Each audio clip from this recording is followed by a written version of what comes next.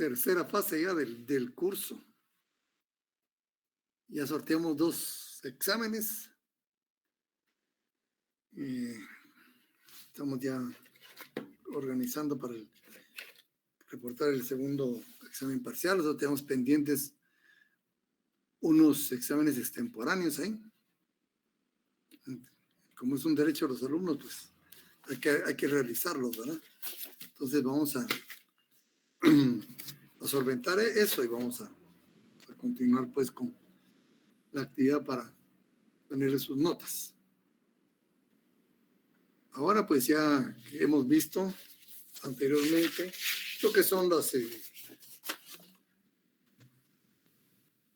generalidades, ¿verdad?, del curso, su definición, su relación con otras ciencias, para ir conociendo pues su esencia, ¿verdad?, sus fuentes principales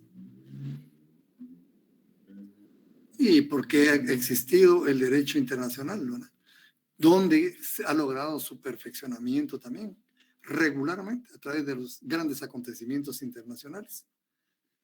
Vimos también en los sujetos de derecho internacional, ¿verdad?, especialmente el Estado, ¿no?, hasta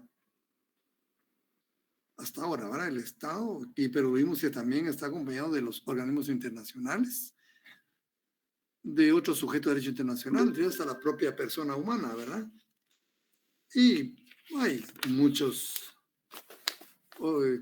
instrumentos, ¿verdad?, jurídicos, dentro de la Carta de los Derechos Humanos, que vimos cómo está formada la Carta, ¿verdad? Y otros sujetos más.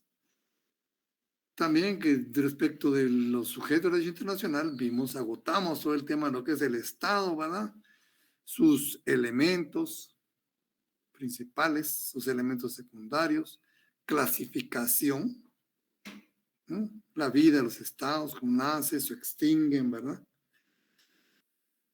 se transforman también, o sea, la vida del Estado es muy dinámica.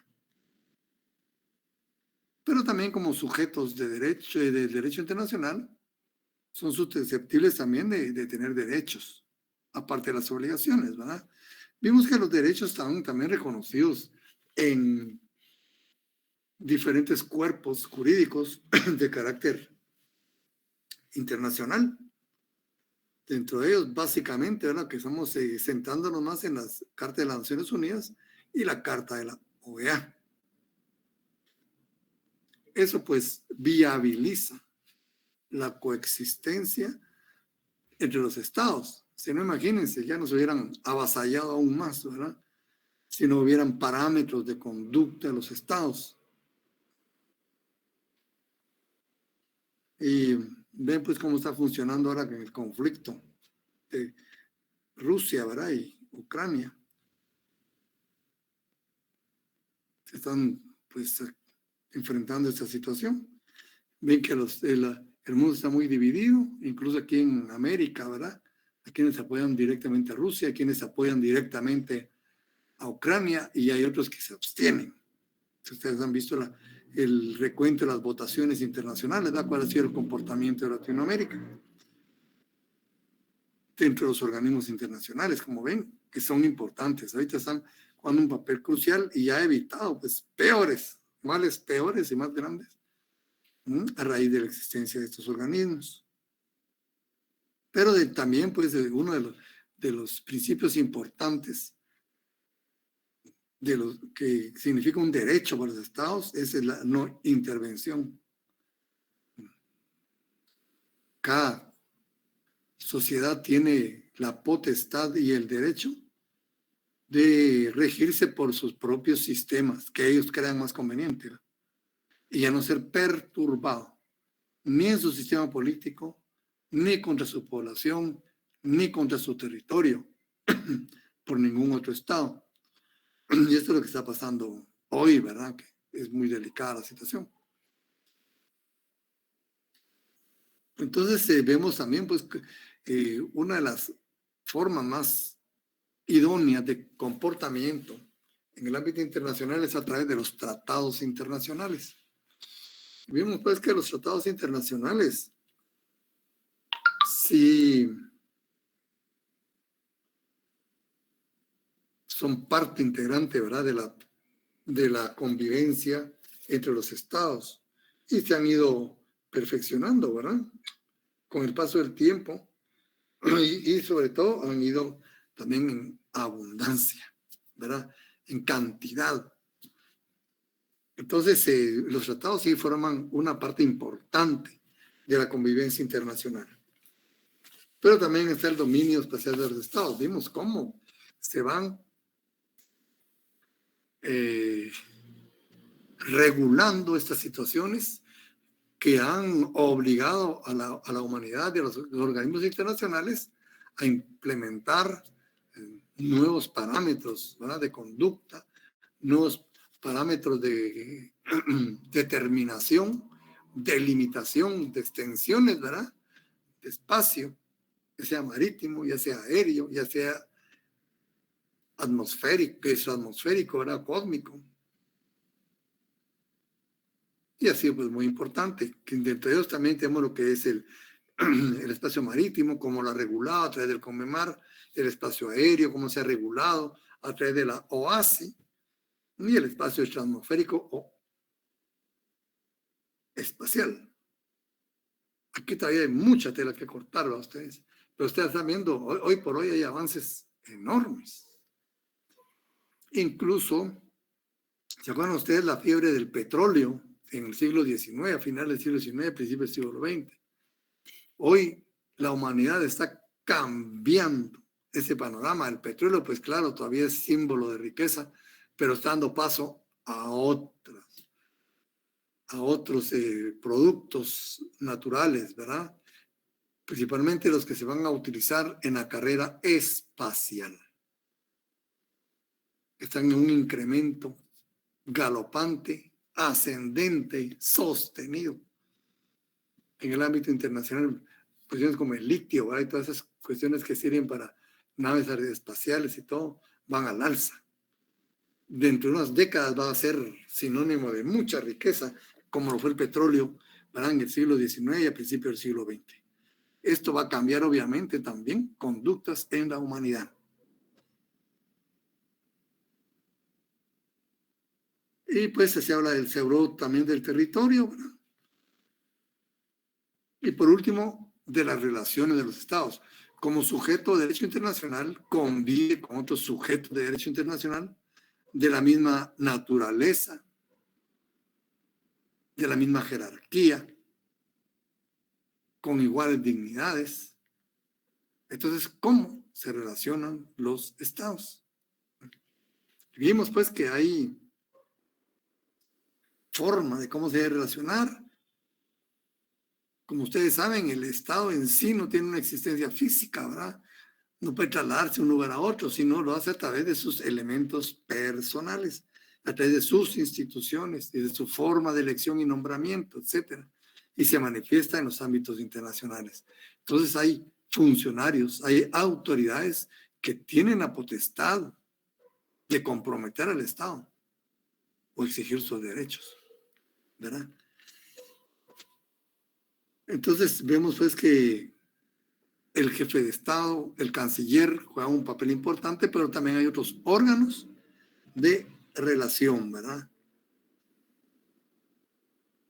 Entonces, así como llegamos a esta tercera etapa, ya habíamos hablado de los sujetos del derecho internacional, ¿verdad? Entonces, ahora hay otro sujeto, los organismos internacionales. Como yo les dije, vamos a centrarnos únicamente en dos: la Organización de las Naciones Unidas y la Organización de los Estados Americanos. Ustedes saben, hay muchos otros más, ¿verdad? Demasiados. Pero para nuestro acervo, ¿verdad?, posiblemente eso lo vamos a dejar así, dejémoslo en el tintero, lo que es la integración centroamericana. Casi no lo desarrolla en derecho internacional público porque tiene su ubicación más directamente con el derecho de la integración. Yo di ese curso por muchos años en la facultad. Desgraciadamente, lo retiraron del pensum. Y era un curso importantísimo. Fíjense que a raíz de a raíz del nuevo derrotero que está tomando el mundo, de integrarse, los tratados de libre comercio, la creación de instituciones dentro del comercio, ¿verdad? El mundo ha tendido más hacia la integración. Y en décadas recién pasadas, muchos países apostaron más por el curso de integración, en tal medida que lo han convertido en doctorados de Derecho de Integración. Mientras que Guatemala, en lugar de avanzar, fuimos para atrás porque yo hice una investigación y solo la Facultad de Derecho de la Universidad de San Carlos tenía el curso de Derecho de Integración. La Landívar tenía integración, pero integración europea y a nivel de maestría, ¿no? Pero integración como una disciplina jurídica en general, solo la Facultad de Derecho la tenía. Yo creo que hoy por hoy ninguna facultad la tiene, ¿verdad? Salvo a nivel superior, que yo lo ignoro por el momento, pero esa es nuestra triste realidad. Un curso muy importante que lo retiraron cuando debían de haberlo incrementado. Bien, entonces, hay otros organismos internacionales, ¿no? Como les digo, está el SICA, está la OMC, la OIT, el FMI. La OMC es la Organización Mundial del Comercio. El GATT es el Acuerdo General sobre Aranceles Aduaneros y Comercio, que es importantísimo desde tiempo atrás. También es de integración, ¿verdad? La Organización Mundial del Comercio, la Organización de Países Exportadores de Petróleo, la OPEP, el Fondo Monetario Internacional, tan mencionado, ¿verdad? El Banco Interamericano de Desarrollo, el BID. Bueno, hay bastantes, ¿verdad? Y el Banco Centroamericano, el BCI, ¿verdad? Si nos podemos hablar de los organismos internacionales, sería nunca acabar. Es mejor que conozcamos dos puntualmente, ¿verdad? Como es la OEA y la ONU, que tratar de conocer poquísimo de mucho. El programa lo veo muy insuficiente, porque solo tiene prácticamente dos temas. Al menos el que yo tengo, el que yo capté de internet, solo tiene adquisición de territorio, que ya le hemos visto, ¿verdad? Pero aquí nos habla de Guatemala y sus fronteras. ¿Cómo llegaron?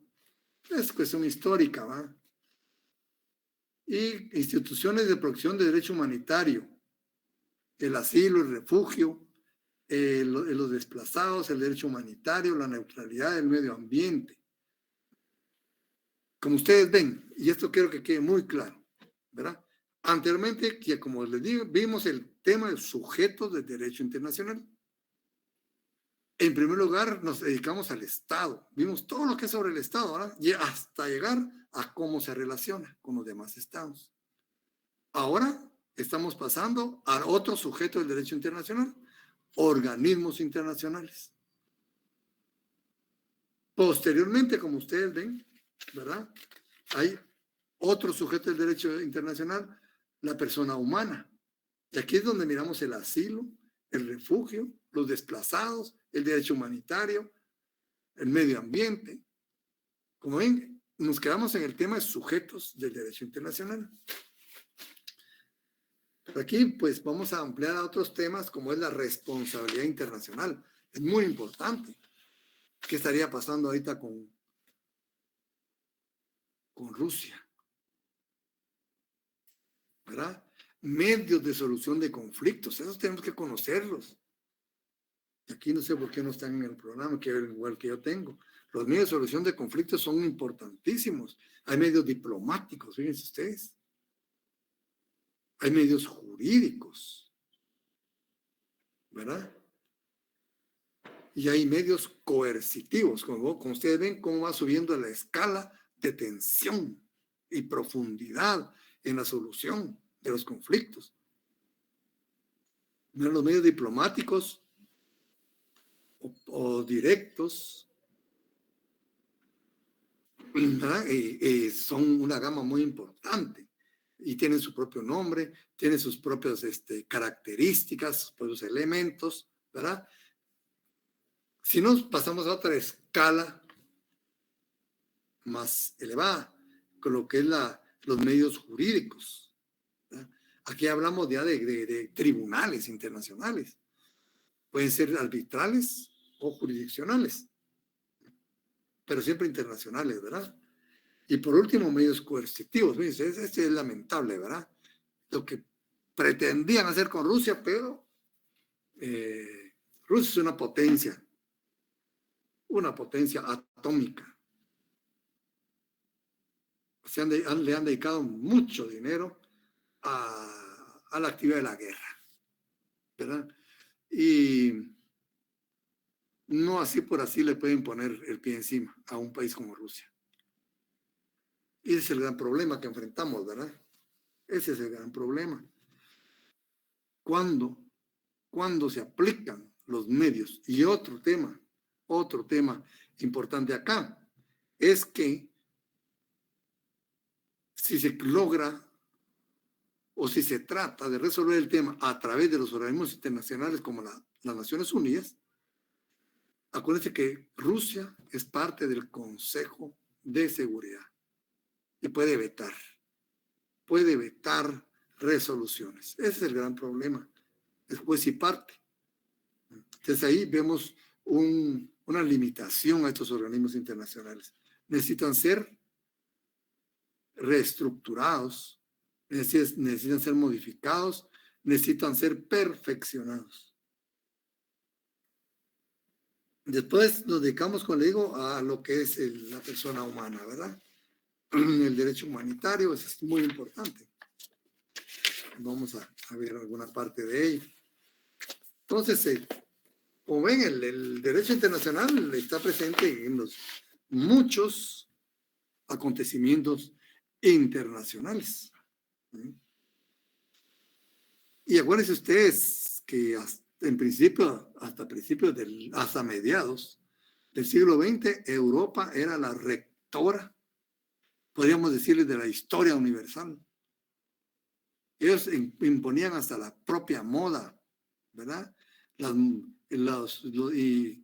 Imponían los estilos arquitectónicos, urbanísticos, y no digamos políticos, filosóficos, tecnológicos. Por eso, como ven, al principio de la aviación, Estados Unidos no quería unos cielos abiertos total, porque aún se encontraba en desventaja con Europa.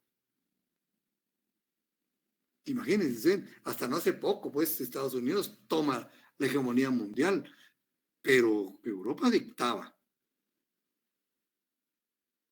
parámetros internacionales. Y entonces la Primera Guerra Mundial, pues, y como ustedes ven, las dos guerras mundiales ahí se desarrollan básicamente.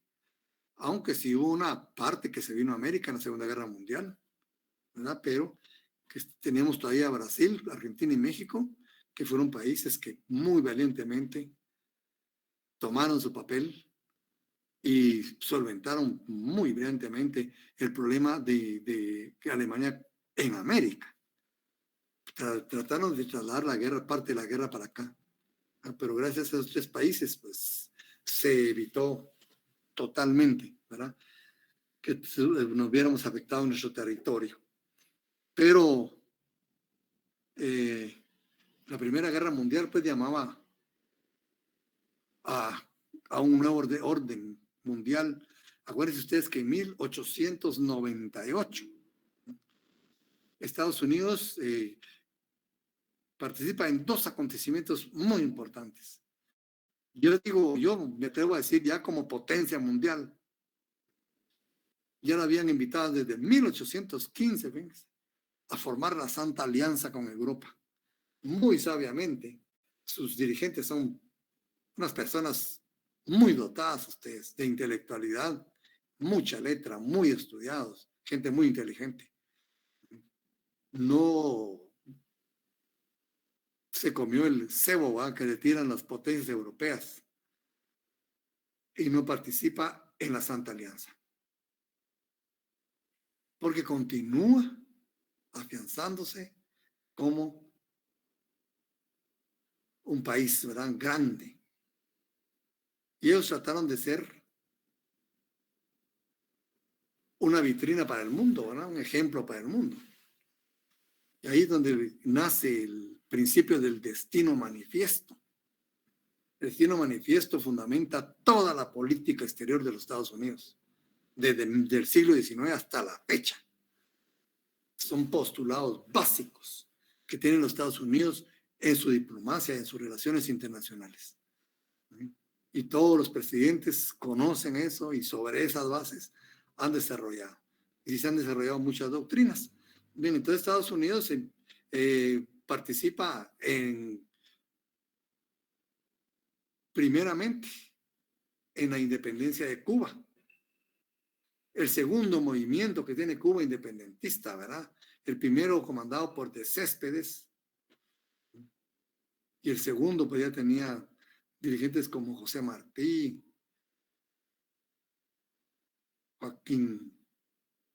José Joaquín Palma,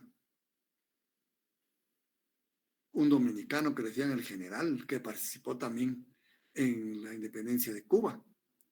Pero Cuba le pide favor a los Estados Unidos porque tenían una paridad de fuerza con España. Y Estados Unidos pues manda un ultimátum, que ahora ya sabemos que es ultimátum, ¿verdad? Todavía no. Hoy en esta parte nos toca, ¿verdad?, un ultimátum a España para que solvente inmediatamente ese problema. Y España pues ni siquiera se da por enterado de la advertencia de los Estados Unidos. Entonces le dirige tu ultimátum ya poniéndole plazo. Y España hace caso omiso. Esa guerra sí fue totalmente humillante, ustedes, contra España. Ahí España termina como potencia mundial. Ahí cierra España su capítulo de superpotencia. Estados Unidos lo arrasó. No tuvo oposición. En 1898. Y se hace de una de otras islas, dada por todos lados. Y se hace de su influencia en Puerto Rico, Cuba, en unas islas del Pacífico. Y firman los acuerdos, como puntos de entendimiento de Washington, que son parámetros de conducta para firmar el Tratado de Paz de la guerra que le llaman hispanoamericana, se le conoce también, o la guerra España-Estados Unidos del siglo XIX. Estados Unidos venía de haberle ganado una guerra a Inglaterra en 1812, cuando Inglaterra trató de recuperar a los Estados Unidos. Estados Unidos se defendió y le ganó la guerra. Sí, ya se habían curtido en la guerra los norteamericanos. Y empezaban a implementar sus doctrinas, como la doctrina Mahan, que es para los mares, ¿verdad?, la doctrina Monroe, y así se han dominado ellos, como digo, con eso del destino manifiesto. Y entonces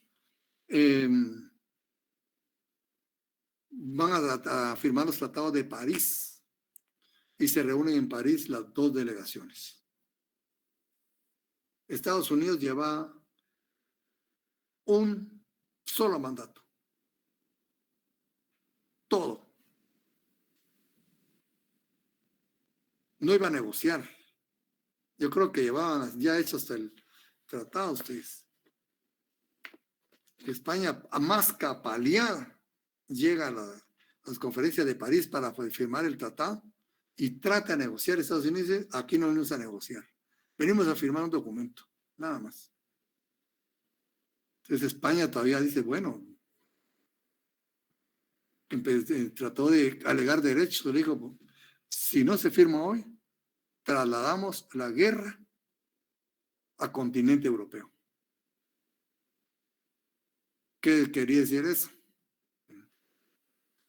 Tocar territorio español. Ahí sí, Los españoles se dieron cuenta que no podían hacer nada ustedes. Es que fue avasallante. Si ustedes leen, cuando lean la historia, si tienen curiosidad, lean la historia de esa guerra. Humillados tuvieron que ceder. Estados Unidos ahí, miren que cómo posiciona a los Estados Unidos.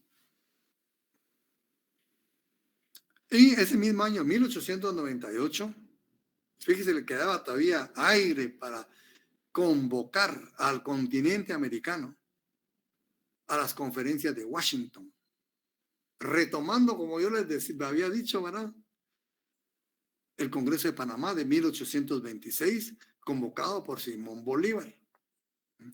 Ahí es donde nace el panamericanismo. En 1826, como una respuesta a la Santa Alianza, ¿verdad?, que trataba de recuperar América para Europa. Entonces, la respuesta americana a la Santa Alianza no logra entrar en vigor el tratado, pero quedó como un documento histórico valiosísimo.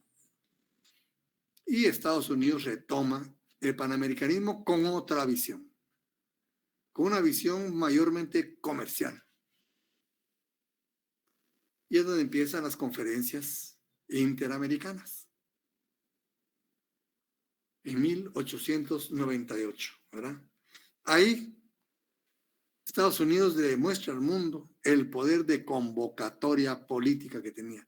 Prácticamente llegaron todos los presidentes o todos los delegados del continente americano a la conferencia de Washington. Y es así como llegamos al siglo XX. Como decirle, ya con Estados Unidos graduado como una gran potencia militar, económica y política. Ya le había quitado más de lo que es el territorio de México, hoy a México. En las guerras, ¿verdad? De México contra Estados Unidos. Otra cuestión, ustedes, otra cuestión de historia que llora sangre con los dirigentes latinoamericanos, ustedes. México pierde pues mucho territorio, ¿verdad? Y Estados Unidos pues se afianza como superpotencia. Ya lo tienen que tomar en cuenta para cualquier situación que se desarrolle a nivel mundial. Como ustedes ya pues han estudiado, entramos al siglo XX en esa situación, pero en los primeros años, ¿verdad?, estalla una conflagración enorme, ¿verdad?, lo que es la Primera Guerra Mundial.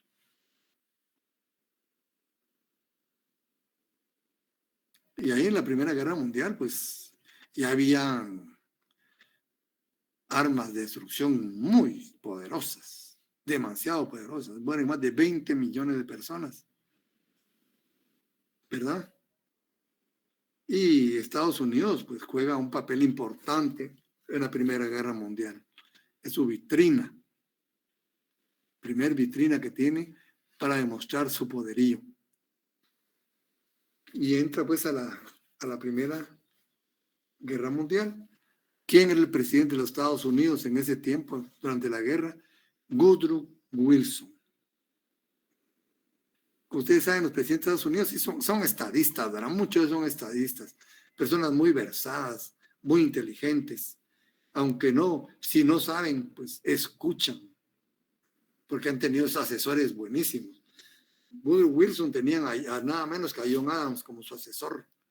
Realmente los 14 puntos de Wilson son un documento que John Adams faccionó y se lo dio a los Estados Unidos, ¿verdad?, al presidente de los Estados Unidos, a Woodrow Wilson.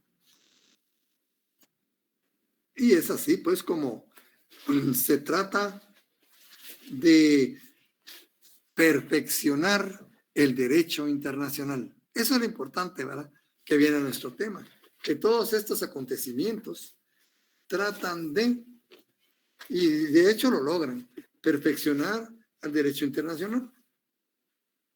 Dice aquí el doctor Larios, Woodrow Wilson fue el 28 presidente de los Estados Unidos de América y probablemente uno de los más admirados. Gente muy, muy preparada, ¿verdad? Y muy nacionalistas. Se esforzó por mantener a su país fuera de la Primera Guerra Mundial, como lo hicieron también en la Segunda, tratar de mantenerse al margen. Hasta que, forzado por las circunstancias, involucró a su país en una cruzada por salvar la civilización occidental. Como les digo, siempre aducen un parámetro ético, ¿verdad? Para participar en estas situaciones. Durante la guerra se empeñó en conseguir una paz sin victoria y su idealismo lo llevó a sostener siempre la autodeterminación de los pueblos. Y, eso es lo importante, la fundación del primer organismo internacional universal, que es la Sociedad de Naciones.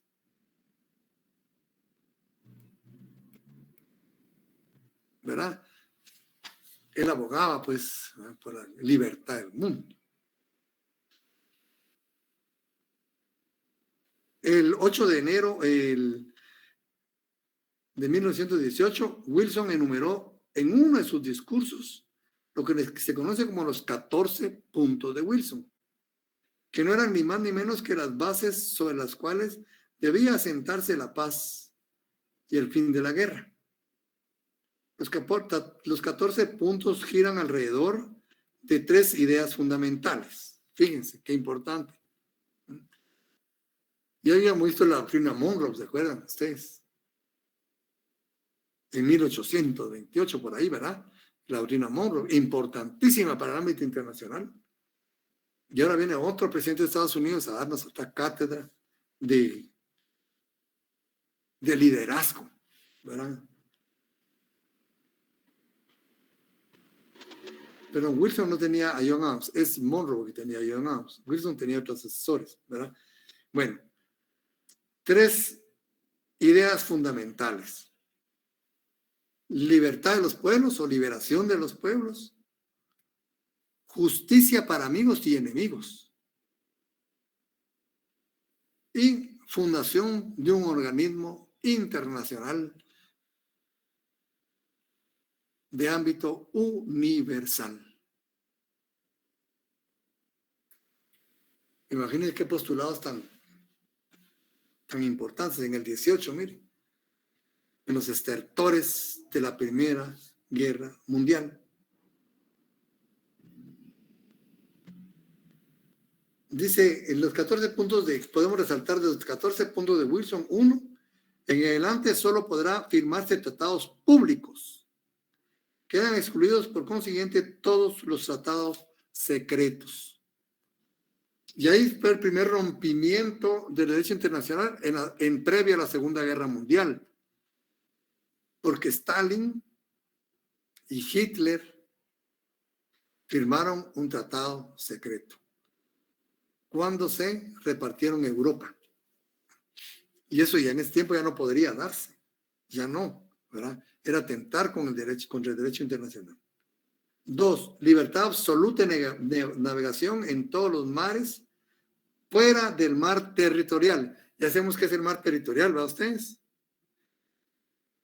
Después de ello, hay libertad, pues se llama libertad de los mares, ¿verdad? Tanto en tiempo de guerra como en tiempo de paz. 3, supresión de barreras aduanales para el comercio internacional entre naciones que cooperen a la paz y su mantenimiento. Como en Estados Unidos siempre le interesó lo que es el aspecto económico, ¿verdad? 4, armamento reducido al mínimo compatible con la seguridad internacional. Eso es muy importante porque esos principios se utilizan hoy. Por ejemplo, soñemos un poco, ¿verdad? Que Guatemala tiene dinero para comprar unos 10 MiG, ¿verdad? Un portaaviones. etcétera. Hay unos 500 o 1000 tanques, ¿verdad? No muy fácilmente los puede comprar, porque eso desestabiliza el equilibrio internacional. O sea, nosotros hoy por hoy, en el lugar en que estamos condenados a no pasar de ciertos límites, porque la comunidad internacional nos pone en nuestro lugar. Y por eso en estos principios, ¿verdad? Armamento reducido al mínimo, compatible con la seguridad internacional. Bueno, y nosotros decimos, ¿quién mide el incremento armamentista de Rusia, de Reino Unido, de Francia, de Canadá, de Estados Unidos, incluso de Italia, de China, de Japón, Corea del Norte? Y es donde yo les digo, el derecho internacional tiene postulados doctrinarios muy importantes, tiene leyes muy importantes, pero muchas veces la realidad topa con todo ello. Y eso lo estamos viendo pues en estos principios. ¿Quién limita a esos países? Si ustedes han tenido curiosidad y han analizado o se han metido a internet a ver el poderío militar de estos países, vean lo que pasa. Y si China se decanta por Rusia, va atrás Corea del Norte. Y Corea del Norte está entre los 8 ejércitos más grandes y poderosos de la Tierra.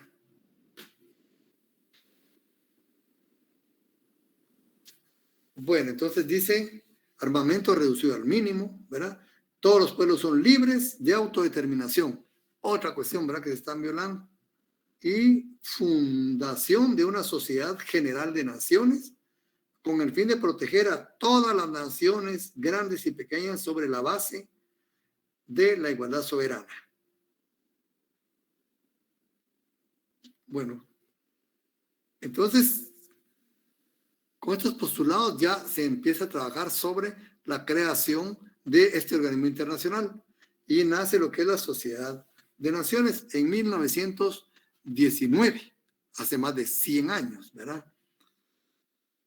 El Pacto de la Sociedad de Naciones, ¿verdad?, se firma en 1919.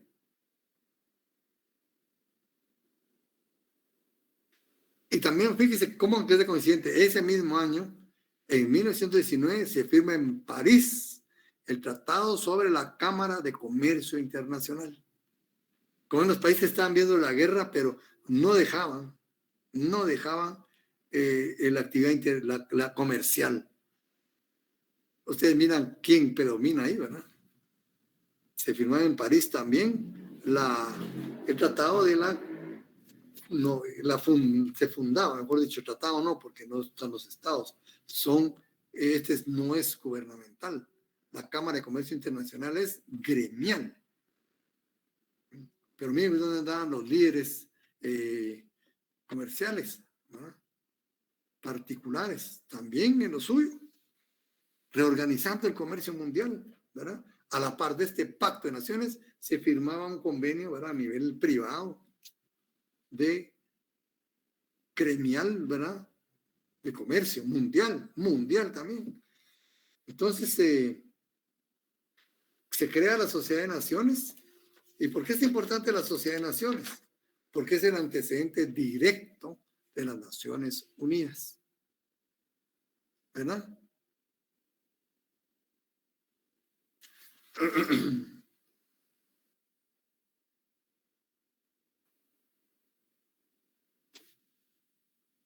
Entonces, consta de Asamblea General, Consejo, órgano administrativo permanente, Tribunal Permanente de Justicia. Este Tribunal Permanente de Justicia fue magistrado ad hoc de ese tribunal un brillante abogado guatemalteco, catedrático de Derecho Internacional de nuestra facultad, a toda honra, el doctor Carlos García Bauer. Fue magistrado ad hoc del Tribunal Permanente de Justicia Internacional. La Oficina Internacional del Trabajo, la OIT, miren dónde nace antes de las Naciones Unidas.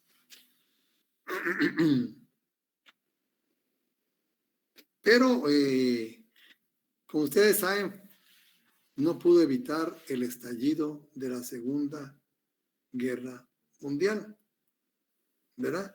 Pero a la par de ello también nacen los pactos de no agresión.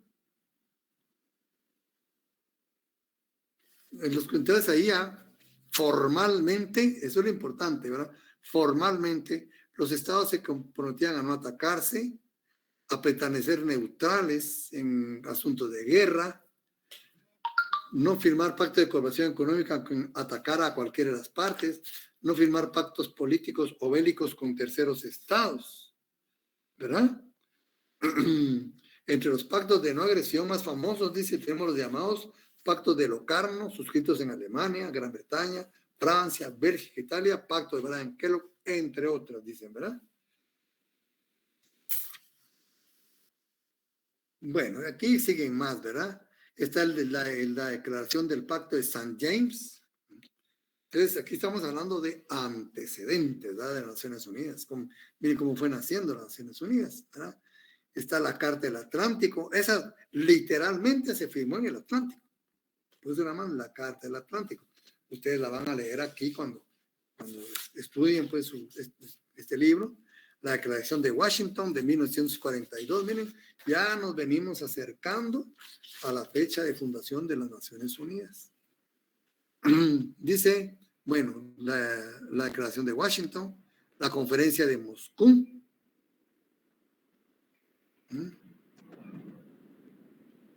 la Conferencia de Teherán, la Conferencia de Dumbarton Oaks, la Declaración de Yalta. Bueno, ahí viene todo, ¿verdad? Cómo se fue preparando después del, podríamos decir, fracaso, entre comillas, ¿verdad? De la Sociedad de Naciones.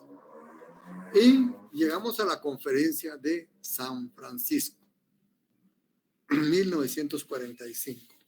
En 1945, pues, termina la Segunda Guerra Mundial. Algunos historiadores modernos tratan de ver a la Primera y Segunda Guerra Mundial como una misma guerra. Le llaman la guerra del siglo XX. Porque dicen que son casi los mismos actores y en las mismas posiciones.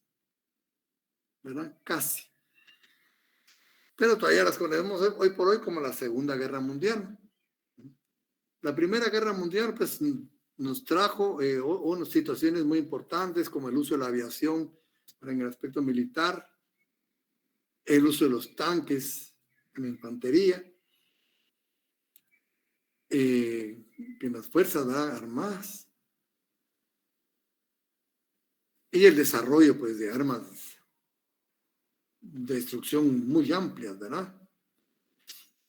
Pero dentro de la Primera Guerra Mundial y la Segunda Guerra Mundial, ya habíamos hablado, ¿verdad? Sea ese periodo que se llama entreguerras, de 1919 a 1939, pongámosle, ¿verdad?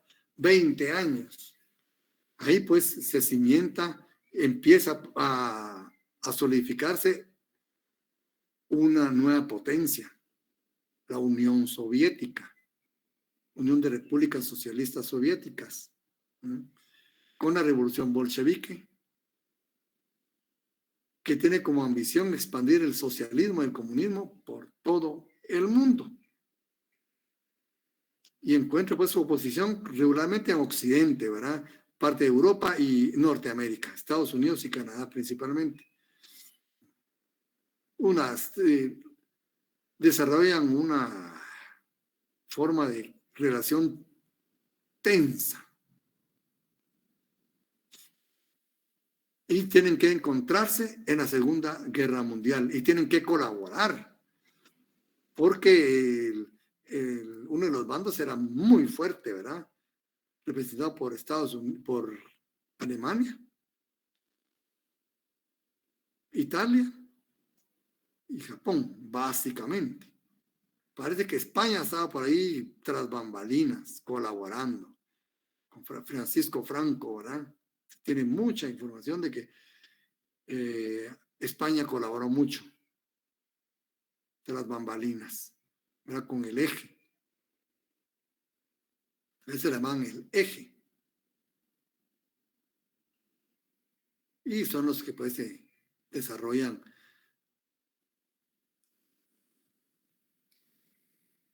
situaciones bélicas, ¿verdad? Confrontativas contra el mundo. Le responden otras potencias mundiales y ahí, como digo, pues son ejércitos muy poderosos que necesitaban la fuerza también del mundo, ¿verdad? Francia, Reino Unido, Estados Unidos y Rusia comandan el bando aliado.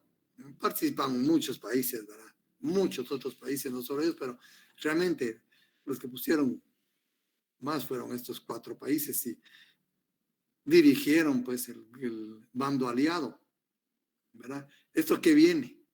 Que esto nos va a demostrar un nuevo orden mundial y va también a exigir el perfeccionamiento del derecho internacional. Podríamos decir que fracasó, ¿verdad? El derecho internacional al no poder evitar el estallido de la Segunda Guerra Mundial. Pero aquí ya se pasa a otra escala en cuanto al conocimiento aplicado a las armas bélicas. Ustedes ven la creación de la bomba atómica. Ya se utilizan pues otro sistema diferente. Ya no es la pólvora, ¿verdad? Ahora es a nivel nuclear, atómico. O sea, es un paso horroroso, ¿verdad? En poder destructivo. ¿Por qué les hablo de esto? Porque todo esto se toma en cuenta para organizar el mundo nuevo que surge después de la Segunda Guerra Mundial. Todos estos son elementos que deben tomarse en cuenta para perfeccionar el derecho internacional. Y el derecho internacional los visualiza a través de los dirigentes mundiales. Y es por eso que se desarrollan todas estas reuniones que les hablamos, ¿verdad? La conferencia de Moscú, la declaración de Washington, la conferencia de Teherán, la conferencia de Dumbarton Oaks, la Carta del Atlántico, la declaración del Pacto de St. James. Todo esto es una respuesta a esa realidad que existe. Y pues, el mundo pues se prepara. Cuando capitula Alemania, la Unión Soviética desplegó sobre Berlín 65,000 toneladas de TNT, el equivalente a 65,000 toneladas de TNT para tomar Berlín. Y Estados Unidos, para capitular a Japón, se dieron cuenta, ¿verdad? Las bombas atómicas. En el primer segundo mueren 49,000 personas. Y un hongo radioactivo de 12 kilómetros de alto. Imagínense ustedes. Todo eso tuvo que haber llamado a la reflexión, ¿verdad? Nosotros no habíamos nacido, yo todavía no había nacido en ese tiempo, pero tuvo que haber llamado a la reflexión a las generaciones que vivieron eso, ¿verdad? Mi papá me contaba que fue espantoso cuando supusieron esa noticia y salió en los periódicos. Fue algo increíble, ¿verdad? La bomba atómica. Entonces, esos dirigentes de Estados Unidos como dirigente mundial, ahí Estados Unidos se gradúa de superpotencia. Y la Segunda Guerra, el final de la Segunda Guerra Mundial desplaza los polos de poder mundial de Centro Europa, ¿verdad? Lo desplaza para Norteamérica y Europa Oriental y parte de Asia, con la Unión Soviética y los Estados Unidos. ¿Cómo va a convivir el mundo entonces? ¿Cómo podrá convivir el mundo? Alemania nuevamente derrotada. Japón, lo único que pidió al final fue que no se extinguiera la figura del emperador. Y entra en fideicomiso. Esas figuras que hemos visto, ¿verdad? En la Carta de Naciones Unidas, fideicomiso. Eso ya no se aplica hoy, ¿verdad? Japón.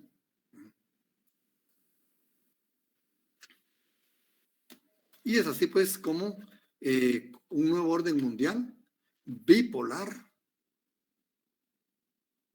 Guerra Fría. ¿Qué es la Guerra Fría? ¿Vale? Una confrontación prebélica entre la Unión Soviética y los Estados Unidos, en la cual se disuade a través de la carrera armamentista. O sea, como perros gruñéndose, ¿verdad? Pero no se atacan. Es la Guerra Fría, prebélica, no hay confrontación. Pero sí está en la carrera armamentista. Llegaron las grandes potencias mundiales, todas potencias mundiales, llegaron a almacenar 50,000 ojivas nucleares, que en su punto más álgido, ahí sí había nacido yo, en los 70 y principios de los 80, ya estaba. Llegó a tenerse un poder destructivo equivalente a 3 toneladas de dinamita por cada habitante de la Tierra. Destrucción total asegurada, le llamaron a ese estado. Que si había una guerra, las dos, no iban a haber ganadores. Entonces era importante, por eso es la importancia de los organismos internacionales, reorganizar y perfeccionar el derecho internacional. Y dentro de esas realidades, ¿verdad?, nace las Naciones Unidas en la Conferencia de San Francisco de 1945. Entonces,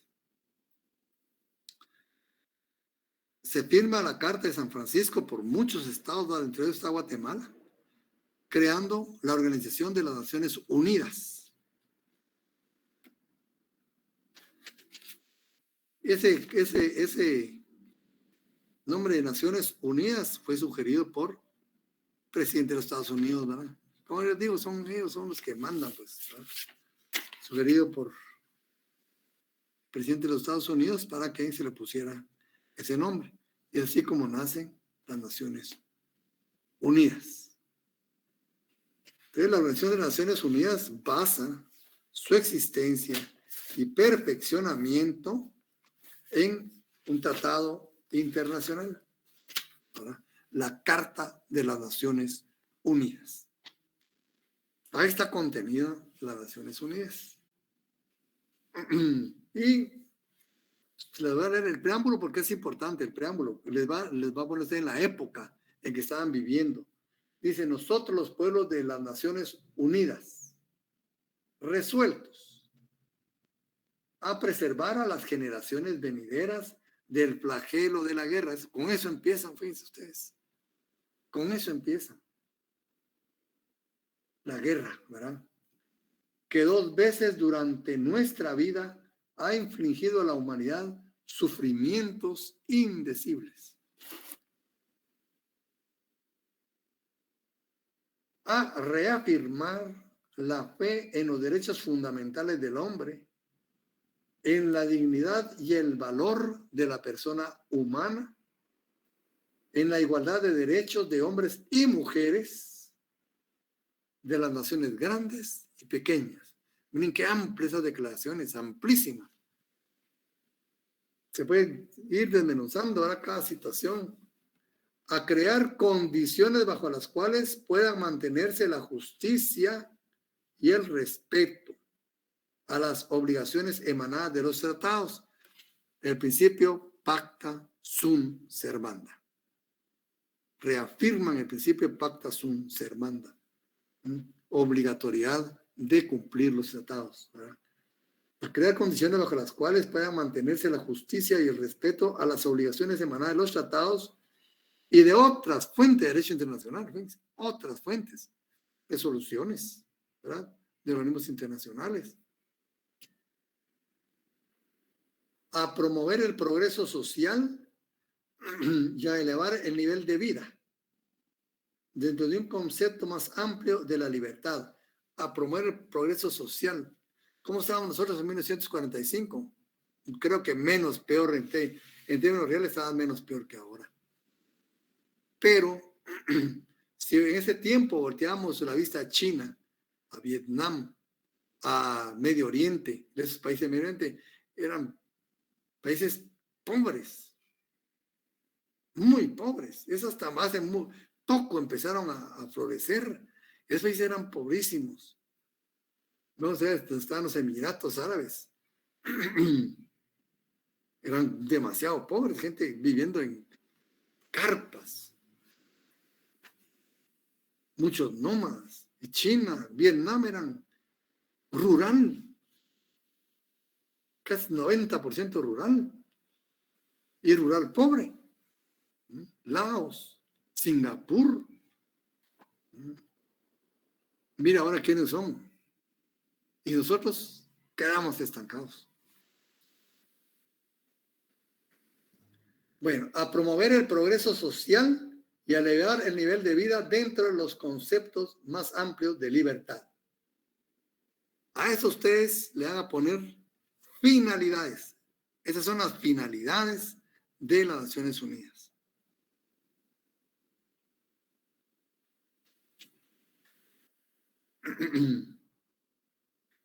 Y después vienen los designios, ¿verdad? Estas primeras fueron finalidades. Y ahora vienen los designios. Ahora me van a buscar ustedes qué es finalidad y qué es designio. Con tales finalidades, dice, ahora, los designios, ¿cuáles son? Practicar la tolerancia y a convivir en paz como buenos vecinos. La paz internacional. A unir nuestras fuerzas para el mantenimiento de la paz y seguridad internacionales. A asegurar, mediante la aceptación de principios, se van a aceptar principios. Y en nuestra Constitución, ya vieron que nuestra Constitución no está lejos de dice, con base a principios, reglas, derecho internacional. Y aquí dicen, ¿verdad? Las propias Naciones Unidas, a unir nuestras fuerzas para el mantenimiento de la paz y la seguridad internacional y asegurar, mediante la aceptación de principios, ¿se dan cuenta? Y la adopción de métodos que no se usará la Fuerza Armada, sino en servicio del interés común. Es decir, las Naciones Unidas no cierran la posibilidad de uso de la Fuerza Armada. ¿Cuándo sí? ¿Cuándo sí? Cuando es en servicio de interés común. Ahí sí. Cuando es de interés común, sí se puede utilizar la Fuerza Armada. A emplear un mecanismo internacional para promover el progreso económico y social de todos los pueblos. Hemos decidido aunar nuestros esfuerzos para realizar estos designios. Por lo tanto, nuestros respectivos gobiernos, por medio de representantes reunidos en la ciudad de San Francisco, que han exhibido sus plenos poderes, y ahí son los plenos poderes, ¿verdad?, encontrados en buena y debida forma, o sea, hay que calificar los plenos poderes, no solo presentarlos, se presentan pero se califican. Debida forma, han convenido en la presente Carta de Naciones Unidas y por este acto establecen una organización internacional que se denominará las Naciones Unidas. Bueno, de aquí ya vienen, pues, toda su estructura, ¿verdad? Sus órganos. Entonces vemos que la Carta de las Naciones Unidas se compone de 19 capítulos y así está dividida en capítulos y tiene 19 capítulos. ¿Cuáles son esos capítulos? El capítulo 1, propósitos y principios. Capítulo 2, miembros. Capítulo 3, órganos. Capítulo 4, la Asamblea General. Esos son órganos, fíjense. La Asamblea General, el Consejo de Seguridad. El capítulo 6, arreglo pacífico de controversias. Capítulo 7, acción en caso de amenaza a la paz, quebrantamiento de la paz o actos de agresión. Ahí estamos en Rusia, miren, en esta parte, ¿verdad? En el capítulo 7. O numeral Romano 7. Capítulo 8, acuerdos regionales. Capítulo 9, cooperación internacional económica y social. Capítulo 10, el Consejo Económico y Social. Capítulo 9, declaración relativa a territorios no autónomos. Eso es no mucho hoy. 12, régimen internacional de administración fiduciaria. Tampoco se aplica mucho. De hecho, hasta no tengo conocimiento, no se aplica, no está aplicado en ningún momento de estos días, ¿verdad? Capítulo 13, el Consejo de Administración Fiduciaria. Capítulo 14, la Corte Internacional de Justicia. Capítulo 15, la Secretaría. Capítulo 16, disposiciones varias. Capítulo 17, acuerdos transitorios sobre seguridad. Capítulo 18, reformas. Capítulo 19, ratificación y firmas. Esto podríamos hablar que es la estructura, ¿verdad? El esqueleto de la Carta de las Naciones Unidas. Pero además de finalidades, además de designios que están contenidos en el preámbulo, también cuenta con propósitos y también principios. Imagínense todo lo que alimenta este cuerpo, ¿verdad? Jurídico. Bueno, los propósitos dicen mantener la paz y la seguridad internacionales a grandes rasgos, ¿verdad? Fomentar en las naciones relaciones de amistad basadas en el respeto, ¿verdad? Al respeto a muchos parámetros de derecho internacional, realizar la cooperación internacional en la solución de problemas internacionales, servir de centro que armonice los esfuerzos de las naciones para alcanzar estos propósitos comunes.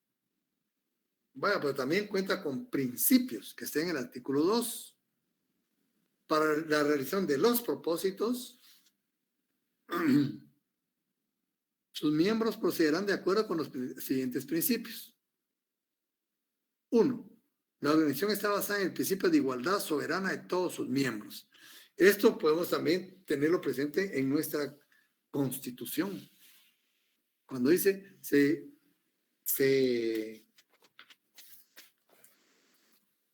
regirá, vamos a ver.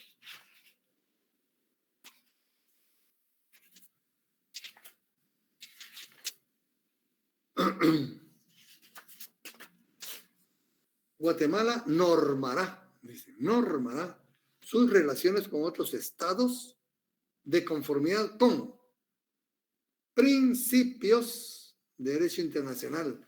Aquí estamos viendo los principios de derecho internacional. Igualdad soberana de los estados, en el artículo 2 de la Carta de la ONU. Cumplimiento de buena fe de las obligaciones contraídas. Pacta sunt servanda. Ese es un principio de derecho internacional. Arregle controversias internacionales por medios pacíficos. Abstenerse de recurrir a la amenaza o al uso de la fuerza. Otro principio. Prestar a las Naciones Unidas toda clase de ayuda en cualquier acción que ejerza y abstenerse de dar ayuda a Estado alguno contra el cual la organización esté actuando. Entonces el numeral 5 tiene la participación y colaboración de los órganos de los estados de las Naciones Unidas, de los miembros de las Naciones Unidas, ¿no? Desde el punto de vista positivo y negativo. Del positivo, prestar ayuda a las Naciones Unidas. En caso esté tomando medidas, ¿verdad? Ayudarla. Y negativo, abstenerse de dar ayuda a un Estado contra el cual se estén tomando esas disposiciones, esas medidas.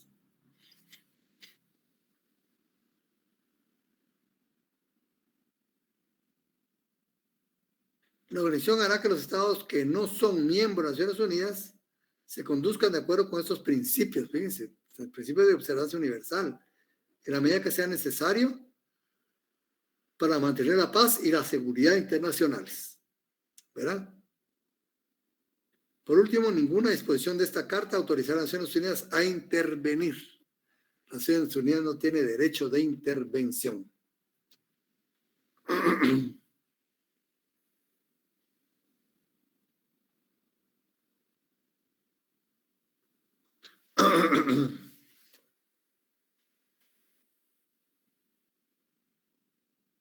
Fíjense que, por ejemplo, son tan importantes los principios que en el artículo 6 de esta carta dice: todo miembro de las Naciones Unidas que haya violado repetidamente los principios contenidos en esta carta podrá ser expulsado. Tan delicado es que hasta esa consecuencias podría tener, ¿verdad?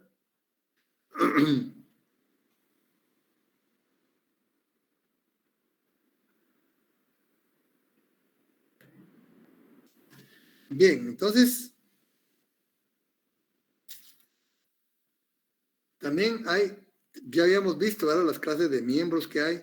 Son miembros de Naciones Unidas, originarios, ¿verdad?, y admitidos. Los originarios están en el numeral 3 del capítulo 2, el artículo 3, ¿verdad?, del capítulo 2, miembros. Son miembros originarios, dice, ¿verdad? Los que habiendo participado en la conferencia de las Naciones Unidas, su organización internacional será en San Francisco, ¿no?, hayan firmado.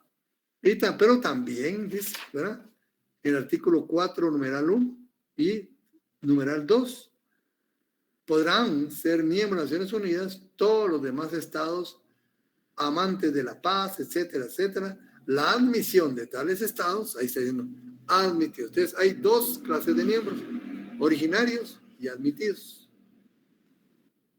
Órganos, muy importante. El artículo 7 es muy importante. Aquí nos detalla todos los órganos que integran y componen a las Naciones Unidas. Se establecen como órganos principales y hay órganos secundarios, ¿se acuerdan? Órganos principales de Naciones Unidas: la Asamblea General, el Consejo de Seguridad, el Consejo Económico y Social, el Consejo de Administración Fiduciaria, la Corte Internacional de Justicia y la Secretaría.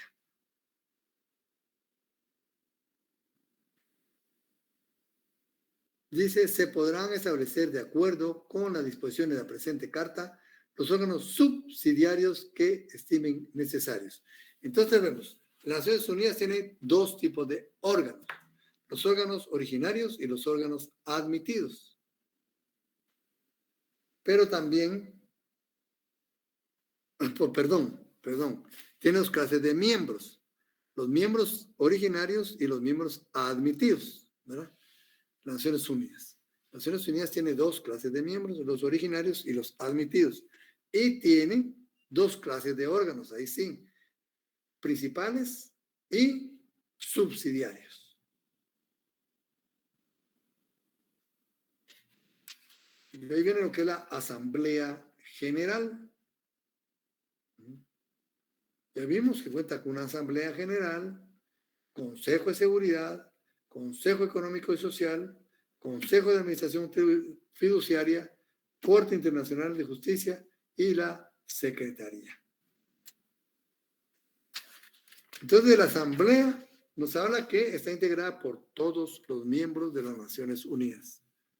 La Asamblea podrá discutir, ningún miembro podrá tener más de 5 representantes en la Asamblea.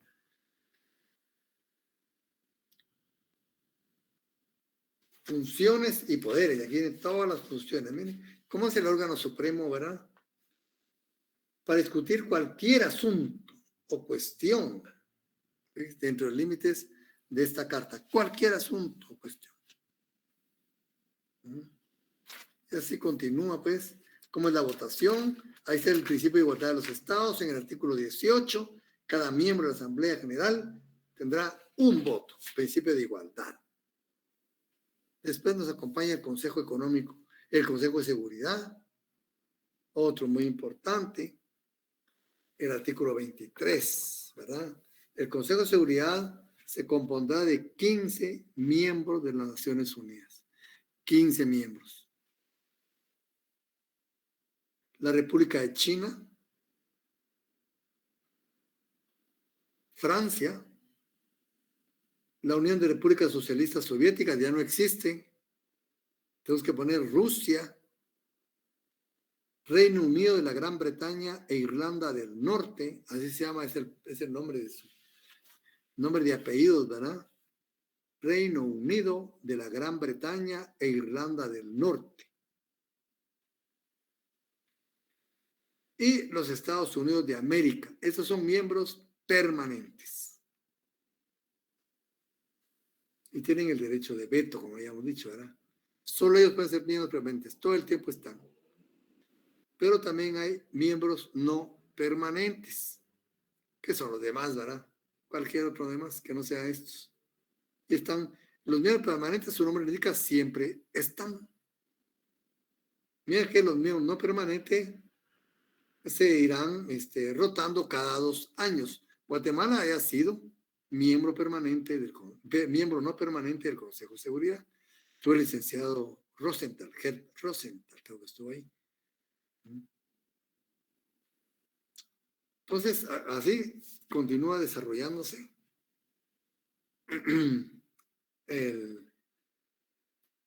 los órganos, ¿no?, principales de las Naciones Unidas. Ahí están sus funciones y deberes del Consejo de Seguridad. Cuando hay cuestiones de paz, de guerra, de estabilidad internacional, ahí está el Consejo de Seguridad de las Naciones Unidas. Bueno, compañeros,